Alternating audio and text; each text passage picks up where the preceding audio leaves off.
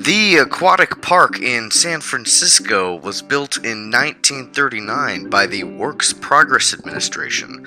This program was created by President Franklin Roosevelt in 1935 as part of the New Deal plan to restore the economy by providing jobs to the unemployed after the Great Depression.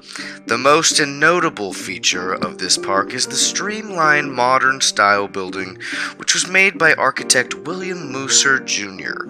and includes some amazing artwork that mimic the feeling of being underwater to mirror its. Muralist Hiller Heiler painted this abstract underwater art on the walls. Beniano Bufano created underwater sculptures for the entrance, and Sergeant Johnson used mosaics to create underwater landscape on the inside and carved aquatic animals on the outside of the bathhouse. The bathhouse was later sold to two brothers, Leo and Kenneth Gordon, who turned the bathhouse into an aquatic casino. They were later kicked out of the ownership after accusations of impropriety led to a federal investigation, and the building reopened as the headquarters of the 4th Army Anti-Aircraft Command.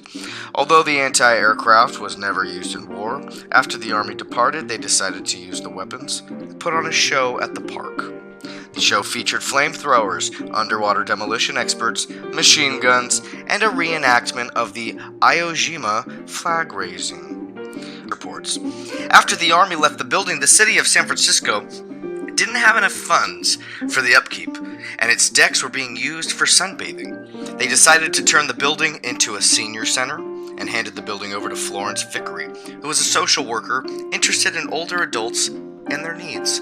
The decision was important because at the time, the United States had no major organized social or recreational programs for aging adults. It still remains the oldest private nonprofit senior centers in the United States. In 1950, a man named Carl Cordum started leasing the building for $1 a year. After 1 year, he opened the Maritime Museum. He also worked on the parks surrounding the museum and pushed for the creation of the Victorian Park, which was the landscape area near the cable car turnaround. During the 1960s, the park had some problems with crime and fell into despair, but in 1978, the city transferred it to the Golden Gate National Recreation Area. Today, it is called the San Francisco Maritime Historic Park, and it has been beautifully remodeled. The building is still the Maritime Museum with beautiful parks around it. Located just beyond the edge of Fisherman's Wharf, it serves as a hotspot for both tourists and locals.